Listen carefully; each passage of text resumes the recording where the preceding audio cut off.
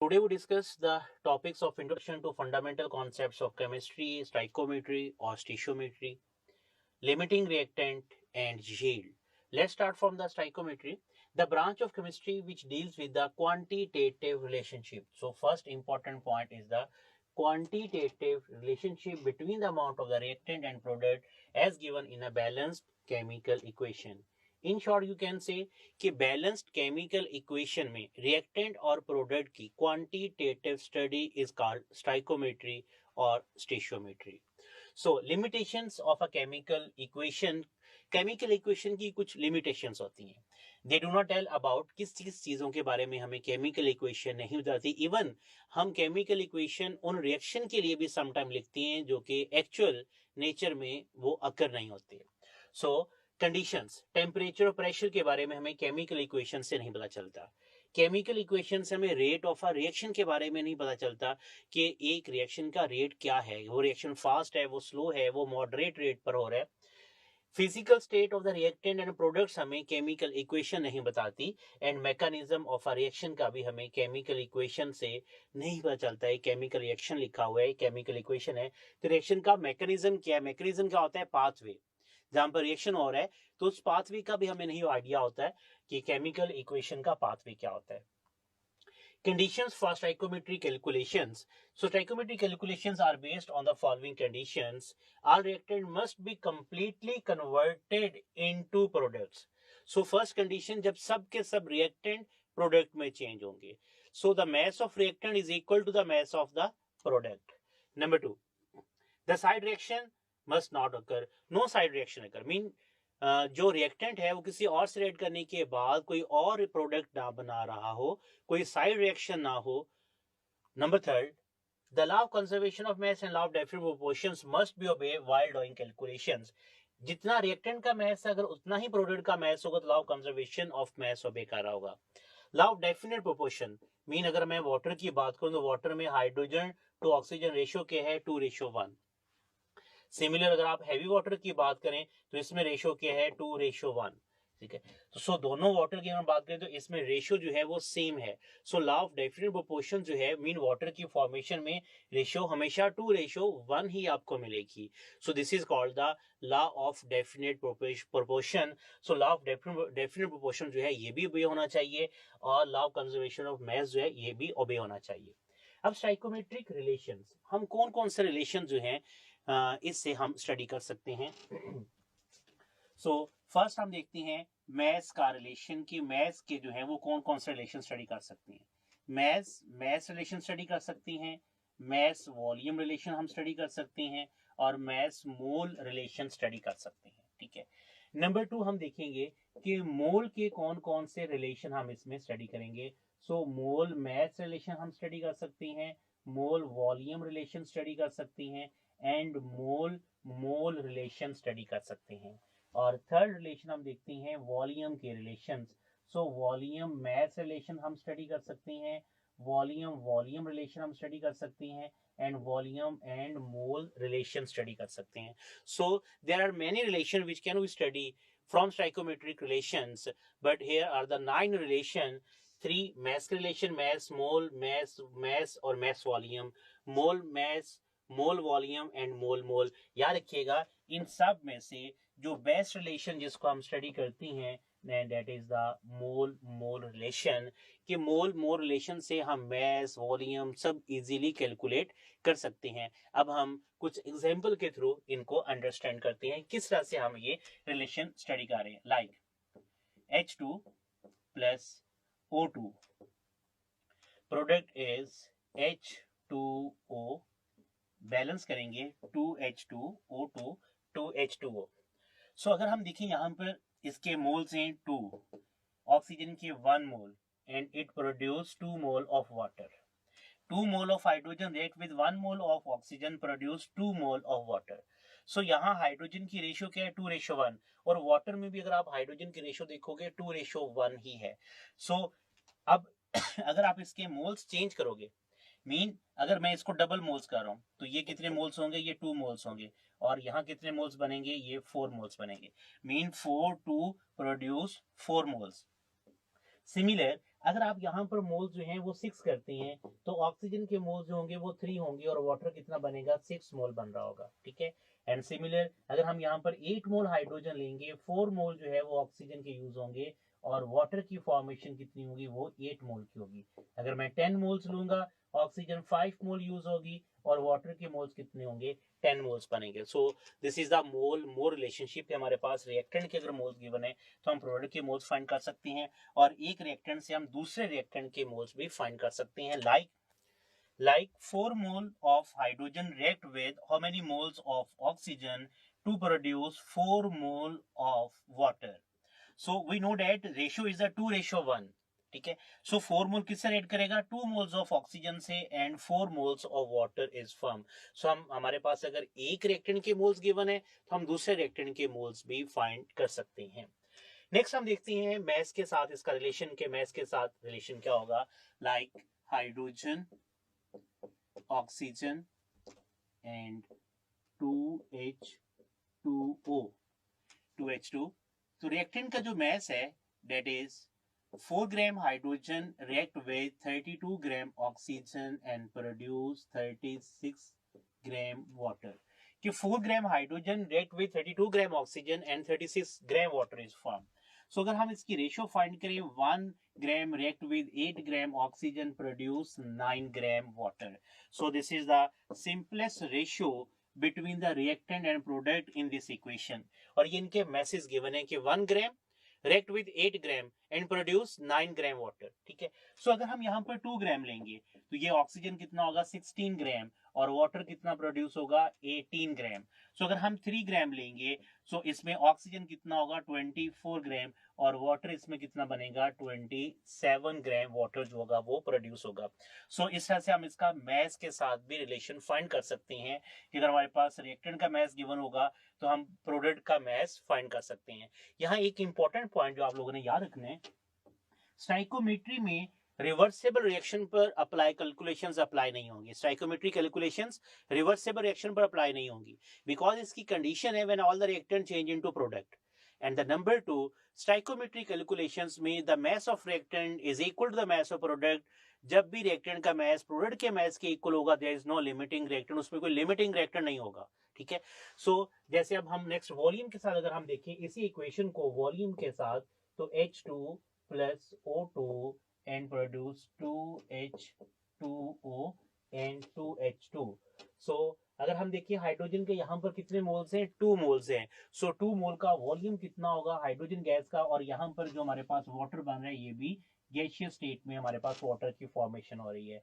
So 44.8 dm³ hydrogen gas react with 1 mole of oxygen mean 22.414 dm³ of oxygen gas and produce 44.8 dm³ of steam mean water gaseous form में। सो अगर हम volume देखें तो 2 मोल के लिए 44.8 dm³ hydrogen react with 22.414 dm³ of oxygen and produced 44.8 dm³ of steam। Similar अगर मैं इसकी वैल्यू 22 लूं, 22.4 dm³ of hydrogen react with 11.2 dm³ of oxygen and produce 22.4 dm³ of steam की फॉर्मेशन होगी। सो अगर मैं इसका और हाफ कर दूं, 11.2 dm³ of hydrogen react with 5.6 dm³ of oxygen and produce 11.2 dm³ of steam।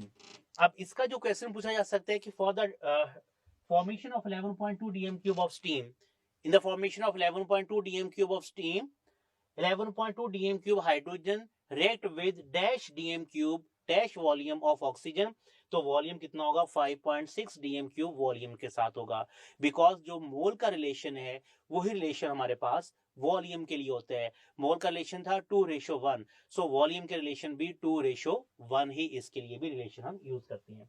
Next हम एमसीक्यूज देखते हैं। Calculate the number of moles of potassium sulphate produced when 14 gram QH are reacted with excess of sulfuric acid। So KOH react with excess of sulfuric acid H2SO4 and the product is K2SO4 and water is formed। हमने क्या find करना है, number of moles of potassium sulphate की हमें मोल calculate करने हैं, ठीक है। किससे हम कैलकुलेट करेंगे, 14 ग्राम हमारे पास KOH है when it react with excess of sulphuric acid. So हम मोल रिलेशनशिप से हम इसको कैलकुलेट करेंगे। तो 14 ग्राम मैस को पहले आप मोल में चेंज करें, ठीक है। सो यहाँ पर 2 मोल ऑफ QH होगा, 14 को हम डिवाइड करेंगे पोटेशियम हाइड्रोक्साइड के मोलर मैस विच इज 56, तो हमारे पास आंसर होगा 0.25 मोल होंगे KOH के।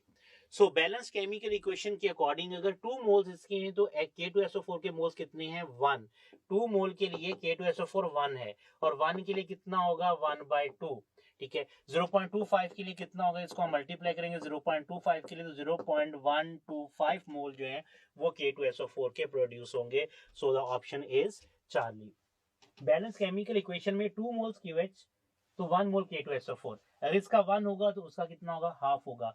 सो अगर इसके 0.25 होंगे तो इसका हाफ क्या होगा, 0.125।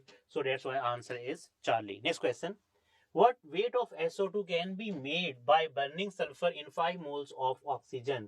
Sulfur react with oxygen and produce SO2. This is a balanced equation. अब क्वेश्चन यहाँ पर ये कि अगर हम 5 मोल ऑक्सीजन के लें तो SO2 का कितना वेट होगा। तो हमें वेट फाइंड करने के लिए फर्स्ट इसके मोल्स फाइंड करने हैं। 1 मोल ऑक्सीजन के लिए 1 मोल SO2 है, 5 मोल के लिए 5 मोल SO2 होगा, और SO2 का मोलर मास 64 है। अगर आप इसको मल्टीप्लाई करेंगे so answer will be 320 gram. Next question, what volume of oxygen is required for the complete combustion of a mixture of 5 cm cube CH4 and 5 cm cube of C2H4? CH4 की आप पहले equation लिखोगे, CH4 react with oxygen, 2 moles of oxygen produce 1 mole of carbon dioxide and 2 mole of water. Now the question is volume of oxygen हमें find करने हैं, और from 5 cm cube of CH4 के साथ। We know that 1 mole के लिए 2 mole है, मोल और वॉल्यूम का रिलेशन हम सेम यूज करते हैं। सो अगर हमारे पास यहाँ पर 5 मोल होगा तो ऑक्सीजन कितने मोल यूज हो रही है, 10। सो अगर हमारे पास 5 cm क्यूब होगा तो ऑक्सीजन 10 cm क्यूब यूज होगी। सो तो फर्स्ट हमारे पास जो आंसर है दैट इज 10 cm क्यूब। ये किसके लिए, CH4 के लिए, बट हमने C2H4 के लिए भी कैलकुलेट करना है। सो C2H4 रेड विद ऑक्सीजन, और इसमें भी कार्बन डाइऑक्साइड और वाटर की फॉर्मेशन होगी। सो यहाँ पर 2 मोल्स कार्बन डाइऑक्साइड की फॉर्मेशन होगी, तो यहाँ पर ऑक्सीजन 4 + 2 6 है। सो 3 मोल ऑक्सीजन के यूज होंगे। 1 मोल के लिए ऑक्सीजन कितनी यूज हो रही है, 3 मोल। तो 5 के लिए कितनी यूज होगी, 15 मोल, ठीक है। अब हमें क्या कैलकुलेट करना, दोनों का हमें सम कैलकुलेट करना है। यहाँ पर 10 है, यहाँ पर 15 है। सो 10 + 15 ये ऑक्सीजन दोनों में यूज हो रही है। So the answer will be 25 cm cube. पहले आप CH4 के लिए ऑक्सीजन कैलकुलेट करोगे, फिर आप C2H4 के लिए ऑक्सीजन को कैलकुलेट करोगे, दोनों को आप ऐड करोगे। So answer will be 25 cm cube. Next question, which is always true for a balanced chemical equation, it contains equal number of moles of reactant and product? No. याद रखिए कभी भी रिएक्टेंट प्रोडक्ट के moles equal नहीं हो सकते। कैसे, like जैसे 2H2 जिस इक्वेशन को आज हमने किया है, और प्रोडक्ट बन रही है 2H2O। रिएक्टेंट के मोल्स कितने हैं, 2 + 1 3 मोल्स हैं, प्रोडक्ट के मोल्स कितने हैं, 2 है। सो ये जरूरी नहीं है कि रिएक्टेंट के मोल्स प्रोडक्ट के मोल्स के इक्वल होंगे। Molecules of reactant and product equal होंगे हमेशा, ये भी जरूरी नहीं है। Message of reactant and product equal होंगे, यस। जैसे यहाँ पर देखिए इसका मैस कितना, हाइड्रोजन का 4 ग्राम है, ऑक्सीजन का मैस कितने 32 ग्राम, वाटर कितना बन रहा है 36 ग्राम। सो रिएक्टेंट का मैस प्रोडक्ट के मैस के हमेशा इक्वल होगा for a balance chemical equation के लिए। वॉल्यूम रिएक्टेंट प्रोडक्ट का भी इक्वल नहीं हो सकता। Next one, methane react with steam to form carbon monoxide and hydrogen gas. Methane ये स्टीम से रिएक्ट कर रही है, कार्बन मोनोऑक्साइड बन रही है और plus hydrogen gas. What volume of hydrogen gas can be obtained from 100 cm cube of methane at STP? 100 cm cube. अगर आप रिलेशन फाइंड करें CH4 और हाइड्रोजन के साथ, 1 मोल ऑफ CH4 के साथ 3 मोल्स हाइड्रोजन गैस प्रोड्यूस हो रही है, ठीक है। 1 के लिए 3, बट अगर हम यहाँ पर 100 लेंगे तो ये कितने मोल प्रोड्यूस होगी, 300 cm cube hydrogen gas produce होगी। So the option is alpha, 300 cm cube. Next topic is limiting reactant. So first of all try to understand the definition of limiting reactant. ऐसा रिएक्टेंट जो reaction में जल्दी consume हो जाए, ऐसा reactant जिसकी वजह से प्रोडक्ट कम बने, ऐसा रिएक्टेंट जो रिएक्शन को कंट्रोल करे, लिमिटिंग रिएक्टेंट है। सो अगर हम देखें, it is a reactant that produce least number of moles of the product और it consumed earlier in the reaction. So identification of a limiting reactant के लिए मैस को हमें मोल्स में चेंज करना है रिएक्टेंट के। फर्स्ट स्टेप है कि रिएक्टेंट के मैस को आप उसको मोल्स में चेंज करें। Number 2, moles of a reactant से moles of a product find करें।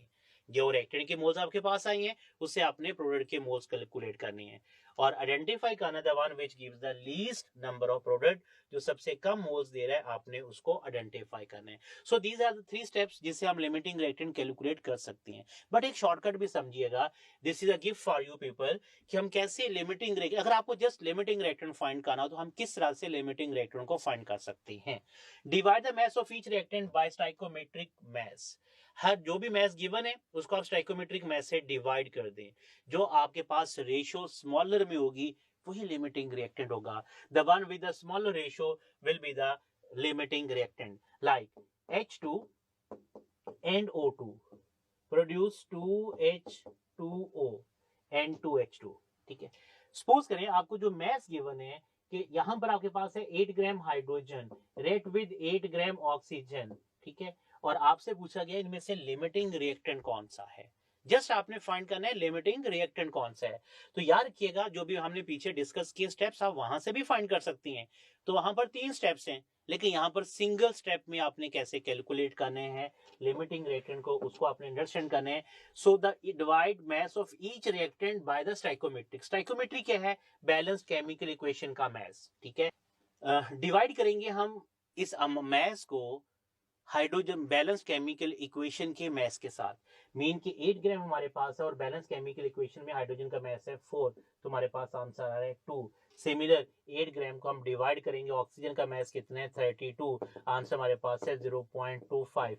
जो स्मॉलर रेशियो है वही लिमिटिंग रिएक्टेंट होगा। सो इसमें लिमिटिंग रिएक्टेंट कौन सा होगा? Oxygen will be the limiting reactant, 0.25 है, और हाइड्रोजन इसमें एक्सेस रिएक्टेंट में होगा।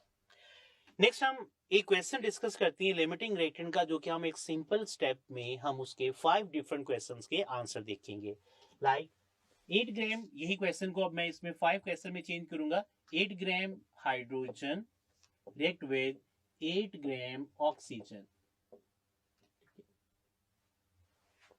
क्वेश्चन नंबर 1, इसमें हम डिफरेंट क्वेश्चन डिस्कस करेंगे, जिसमें question number 1, mass of water formed, mass of water पहले हम कैलकुलेट करेंगे। नंबर 2 पर हम मोल्स ऑफ वाटर इसमें कितने बन रहे हैं हम उनको कैलकुलेट करेंगे। और नंबर 3 पर आइडेंटिफाई करेंगे इसमें लिमिटिंग रिएक्टेंट कौन सा है, लिमिटिंग रिएक्टेंट कौन सा है। और नंबर 4 पर हम इसमें एक्सेस रिएक्टेंट फाइंड करेंगे, which one is the excess reactant. और नंबर 5 पर हम अमाउंट ऑफ एक्सेस रिएक्टेंट को कैलकुलेट करेंगे। अमाउंट ऑफ एक्सेस रिएक्टेंट की अमाउंट क्या है। सो ये 5 क्वेश्चन हमने एक स्टेप से अंडरस्टैंड करनी है, जिससे हम इन 5 क्वेश्चन का आंसर दे सकते हैं। सो वो स्टेप क्या है पहले आप उसको अंडरस्टैंड कीजिएगा। 2H2, write down the balanced chemical equation O2 and 2H2O। ठीक है, सो हमारे पास मैस गिवन है, तो आपने मैस के लिए रिएक्टेंट और प्रोडक्ट का मैस लिख लें। 4 gram react with 32 gram and water is the 36 gram. उसके बाद आप इसकी सिंपलेस्ट रेशियो फाइंड कीजिएगा। 1 रिएक्ट विद 8 प्रोड्यूस 9 ग्राम। ठीक है, ये सिंपलेस्ट रेशियो है। देन आपने सिंपलेस्ट रेशियो को किसी ऐसे डिजिट से आपने मल्टीप्लाई करना है या डिवाइड करना है कि जो आपके पास गिवन वैल्यू है, जो गिवन क्वेश्चन में वैल्यू दी गई है, उसके करीब आ जाए। सो अगर हम देखें तो हमारे पास क्वेश्चन में वैल्यू क्या है 8 ग्राम। सिंपलेस्ट रेशियो 1:8 है, इसका मीन है कि ऑलरेडी हमारे पास उसके करीब है। सो अगर हम गिवन वैल्यू को यहाँ पर लिखें, जो हमारे पास गिवन वैल्यू है 8 ग्राम hydrogen react with 8 gram oxygen, तो याद रखिएगा इसमें 9 ग्राम वाटर की फॉर्मेशन नहीं होगी, इसमें 16 ग्राम वाटर की फॉर्मेशन नहीं होगी, वाटर इसमें 9 ग्राम ही बनेगा। क्यों? Because 8 gram always react with 1 gram of hydrogen. 8 gram always react with 1 gram. Simplest ratio हमें क्या बता रही है, आपने इस पॉइंट को समझना है। 8 ग्राम हाइड्रोजन हमेशा 1 ग्राम ऑक्सीजन से 8 gram oxygen always react with 1 gram of hydrogen. कभी भी ऐसा नहीं होगा कि 8 ग्राम ऑक्सीजन 2 ग्राम से रिएक्ट करेगा, एग्जैक्ट 1 ग्राम से रिएक्ट करेगा। सो ये 8 ग्राम तो कंप्लीट कंज्यूम हो गया। सो 8 ग्राम ने इस 8 में से 1 से रिएक्ट किया और 7 ग्राम एक्सेस में है। सो हमारे पास एक्सेस रिएक्टेंट कौन सा हुआ, हाइड्रोजन। लिमिटिंग रिएक्टेंट कौन सा हुआ हमारे पास, ऑक्सीजन। और हमें इन 5 क्वेश्चन के आंसर भी मिल गए हैं। इसी से हमारे पास इन 5 क्वेश्चन के आंसर आ गए हैं कि 8 ग्राम कंप्लीट कंज्यूम हो गया है, 8 ने इस 8 में से 1 से रेड किया है, 7 ग्राम एक्सेस में है और 9 ग्राम जो है वो वाटर प्रोड्यूस हुआ है। सो पहला क्वेश्चन था mass of water, 9 gram water produce हुआ है। मोल्स ऑफ वाटर, 9 ग्राम के मोल्स कितने होंगे, 0.5 मोल्स होंगे। लिमिटिंग रिएक्टेंट कौन सा है, so limiting reactant is the oxygen. Excess reactant कौन सा है, हाइड्रोजन। एक्सेस रिएक्टेंट की अमाउंट पूछा है तो 7 ग्राम एक्सेस रिएक्टेंट की अमाउंट है। सो हमने एक स्टेप से हमने 5 क्वेश्चन के आंसर को हमने क्लियर किया है। सो ये शॉर्टकट जो है ये आपको आना चाहिए। और इसका शॉर्टकट, अगर आपके पास मैसेज गिवन है तो मैसेज के लिए आपने मैसेज का शॉर्टकट लेना है। अगर आपके पास मोल्स हैं तो मोल्स के लिए आपको मोल्स का रिलेशन जो है उसको आपने स्टडी करना है। अब हम मोल्स का रिलेशन देखते हैं। Hydrogen react with oxygen produce 2H2O, ठीक है। So 2 moles of hydrogen react with 1 moles of oxygen produce 2 moles of water. अगर 2 मोल्स हाइड्रोजन होंगे 1 मोल ऑक्सीजन से रिएक्ट करेंगे 2 मोल्स वाटर की फॉर्मेशन है, ठीक है। अगर मैं 4 मोल्स लूंगा तो ये 2 मोल्स होंगे और वाटर कितना बनेगा, 4 मोल होगा। अगर मैं ये भी 4 मोल लूं और ये भी 4 मोल लूं तो वाटर 4 मोल ही बनेगा और इसमें ऑक्सीजन जो है ये 2 मोल एक्सेस में होगी। क्यों, बिकॉज 4 ने इस 4 में से 2 से रिएक्ट करने और 2 मोल एक्सेस में है। सो यहाँ पर एक्सेस रिएक्टेंट क्या होगा, एक्सेस रिएक्टेंट जो है वो ऑक्सीजन होगा। लिमिटिंग रिएक्टेंट यहाँ पर क्या होगा, लिमिटिंग रिएक्टेंट हाइड्रोजन होगा, ठीक है। और 4 मोल वाटर की फॉर्मेशन है। सो अगर आपको क्वेश्चन में ये गिवन वैल्यू हो कि 4 मोल 4 से रिएक्ट करेगा और कितने मोल हाइड्रोजन बनेगा। सिमिलर अगर अगेन एक और वैल्यू मैं यहाँ पर मेंशन कर रहा हूँ, अगर आपसे पूछा जाए कि 10 मोल hydrogen react with 10 mole oxygen तो वाटर कितना बनेगा। याद रखिएगा इस रेशियो को आपने याद रखना है 2:1। तो 10 के साथ 10 रिएक्ट नहीं करेगा, सो 10 के साथ कितना रिएक्ट करेगा, 5 रिएक्ट करेगा, बनेगा कितना, 10। अब एक्सेस में कितना है, इस 10 में से 5 रिएक्ट कर रहा है तो 5 जो होगा वो एक्सेस में होगा और लिमिटिंग रिएक्टेंट अगेन इसमें हाइड्रोजन होगा और एक्सेस रिएक्टेंट इसमें जो है वो ऑक्सीजन होगा। नेक्स्ट हम डिस्कस करते हैं MCQs. The reactant which is the consumed earlier and give least quantity of product is called limiting reactant. वो रिएक्टेंट जो रिएक्शन में जल्दी कंज्यूम हो उसे हम लिमिटिंग रिएक्टेंट कहते हैं, या जो प्रोडक्ट की कम अमाउंट दे रहा हो that is also called limiting reactant. The volume of ammonia obtained by the combination of 30 cm cube of nitrogen, 30 cm cube of hydrogen at STP. Nitrogen react with hydrogen. याद रखिएगा जब आपके पास volume given हो तो आपने मोल का relation लेना है। हमारे पास इक्वेशन है 2NH3 and 3H2, ये बैलेंस्ड इक्वेशन है। 1:3 प्रोड्यूस 2 मोल ऑफ अमोनिया, ठीक है। अगर मैं 10 मोल लूं तो ये कितना होगा 30 और ये कितना होगा 20, मीन 10 टाइम मैंने इंक्रीज किया है। सो अब क्या हमारे combination 30 cm cube nitrogen 30 cm cube hydrogen, दोनों का हमारे पास जो वॉल्यूम है वो क्या हमारे पास सेम आ रहा है, 30 रेट भी 30। तो क्या 30 से रेट करेगा, नो ये हमारे पास जो रेशो है ये हमें बता रही है कि 30 ने 10 से रेट करने हैं, 30 से रेट नहीं करेगा।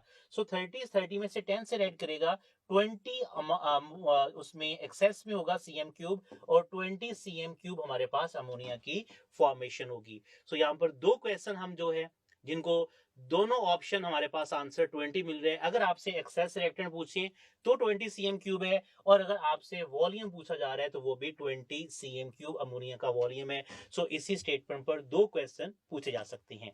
Next question, 8 gram hydrogen react with 32 gram oxygen, the mass of water is, again write on the balanced chemical equation, hydrogen react with oxygen produce 2H2O and 2H2।